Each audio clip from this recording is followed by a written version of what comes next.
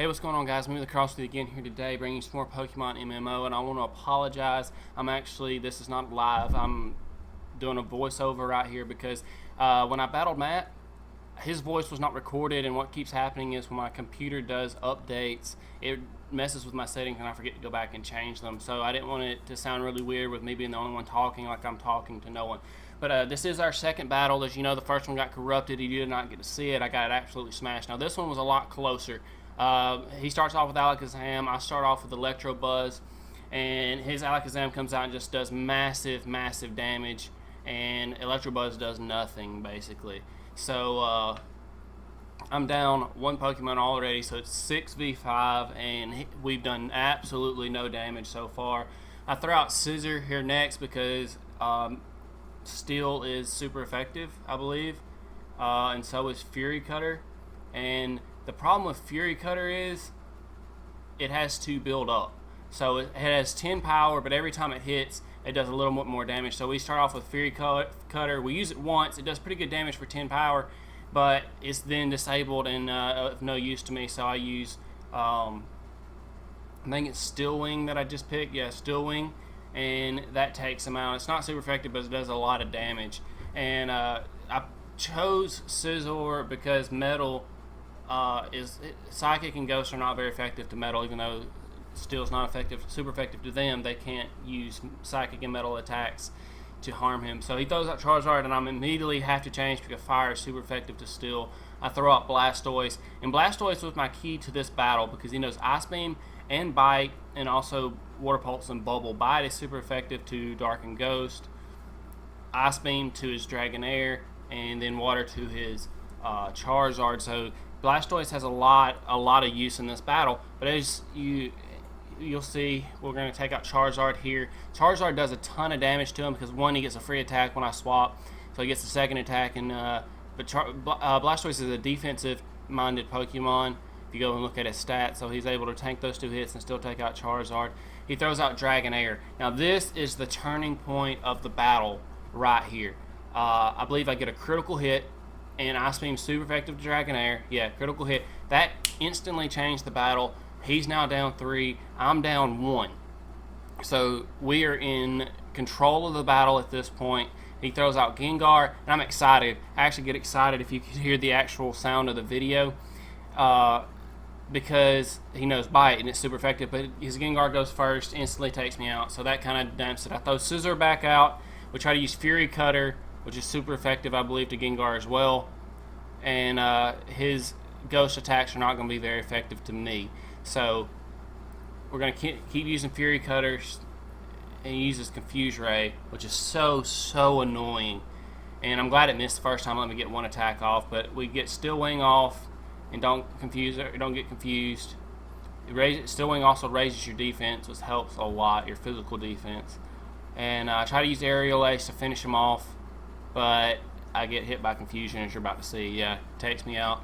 But we did a lot of damage to Gengar, which is really good. We're now down 2. No, we're down 3. He's down 3, but his Gengar is really hurt. I am in a little bit of trouble here because he still has Pidgeotto and his Electric behind Gengar.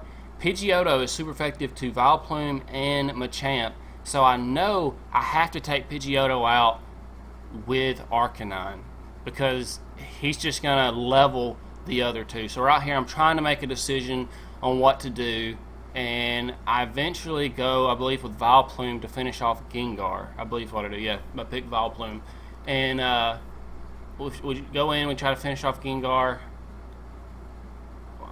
I was going to say, I know I didn't use no normal attack. That would not be effective already Gengar. Anyway, it's kind of interesting watching myself battle, and it's been a few days because I was way ahead on these videos from just posting them once a week, so I can't really remember exactly what happened, so I'm kind of seeing it as you do. He throws out Pidgeotto. I leave Vileplume in there. We're ahead in Pokemon, so I just try to get a hit off. I don't. He instantly takes me out. He's super effective, like I said. So now Arcanine, but it allows Arcanine to come in with full health, which is key. I have to beat Pidgeotto right here, or this battle is over. And then, you know, Machamp will have to go against his Raichu and beat it. But this is the key point in the battle. We're both down to 2 Pokemon, and his Pidgeotto will absolutely wreck Machamp if Machamp has to come in against him. And most likely he's faster than Machamp. His Pidgeotto's got really good speed. Machamp does not. So Arcanine had to come in big. I thought I was going to use 3 flamethrowers. It was going to be really close, but we get the critical hit, go ahead and take him out. And so Raichu comes out, and I can't remember if I actually get a hit on him or not. I don't think so. No, he critical hits me, takes me out. There's a lot of critical hits in this battle, and it really, really made it a close, difficult battle. If one of us gets more critical hits than the other one, then, you know, it can turn into a blowout. But anyway, I should have used Submission right here. It's my strongest move, but it also hurts me, so I didn't want to do damage to myself because I wasn't sure how effective Machamp's fighting type moves were going to be against Raichu. So I used Brick Break, which has 70 power instead of 80, and we do a lot of damage right here. And he misses Flash, which is huge. Flash would lower my accuracy, and I could possibly miss. If I miss once, I lose. No, he'd have to hit me twice, so I wouldn't have lost. If I'd have missed twice, I'd have lost. But anyway, we're able to take the victory. It was a really fun battle. I really enjoyed it. We plan on doing at least 2 more battles in this region. And we both have the next region, which I believe is Ruby and Sapphire. It's Emerald. That's what it's called. The third one that came out for that region. So we will probably battle in that as well. But we plan on battling at after the 8th gym. This is the 4th, so we got 4 more to go. And we also plan on battling after the Elite Four, after we've both beaten the Elite Four. So the rest of this video isn't a whole lot. I'm going to show you where you can get a free Eevee, and also where you can get Fly, I believe, before this video ends. Let's see, I can't remember which place I go first. Looks like I'm going to get Fly first. If I go get Fly first, I don't show you where the Eevee's at in this video. No, I'm going back. Alright, so yeah, this is where you can get a free Eevee. You got to go back behind the Pokemon Center, go in the back of this building up here, and just go all the way to the top. I'm like confused. I don't know what I'm doing. Anyway, go all the way to the top, and there's a room at the very top that'll give you a free Eevee.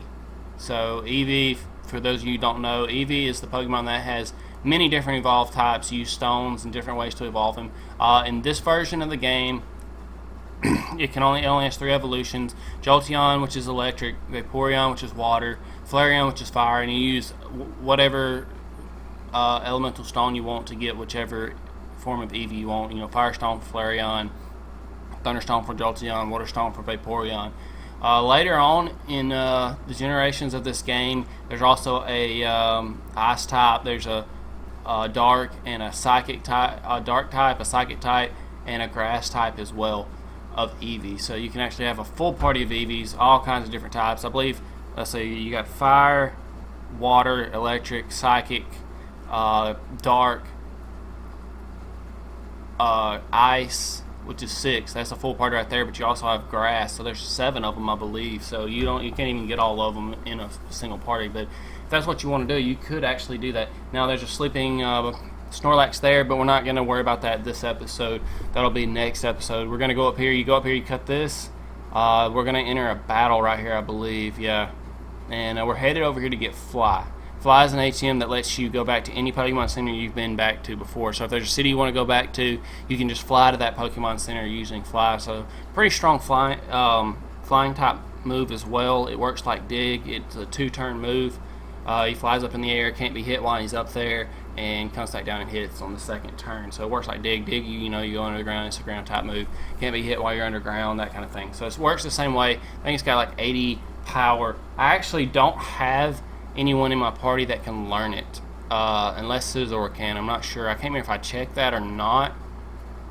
We'll see here in a minute. But this battle is a double battle. I don't know if I've showed y'all a double battle yet. I throw out 2, the other team has 2, and you can attack either one with either one of your Pokemon, but they can do the same. And there's moves that help in this battle, like Helping Hand. One Pokemon will help the other one and that kind of stuff. I don't have any of those type of moves, so I just try to take them out as fast as I can. And so we're going to try to use our electric attack on Ponyta and use Mega Drain on Ninetales. And Vileplume is not. I believe he gets taken out right here. Yeah, they're both fire, so they were trying to take him out. And he uses Flamethrower. which doesn't do a lot to my electro bows. Now, in the battle with Matt, I had a slight advantage. I had 3 level 40s. He didn't have any level 40s, but we were pretty close in level. I think all his were at least 38. So I had a slight advantage, but it was a really close battle. I expect them to continue to be close battles, and this battle's taking a lot longer than I remember to take them out. Both your Pokemon gain experience in this, so that's good. And should be over here momentarily, and then you'll get to see where Fly is.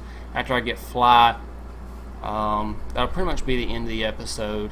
I didn't do a whole lot other than the battle. I wanted the battle to be the main focus of this episode, and I hope you guys enjoy watching us battle.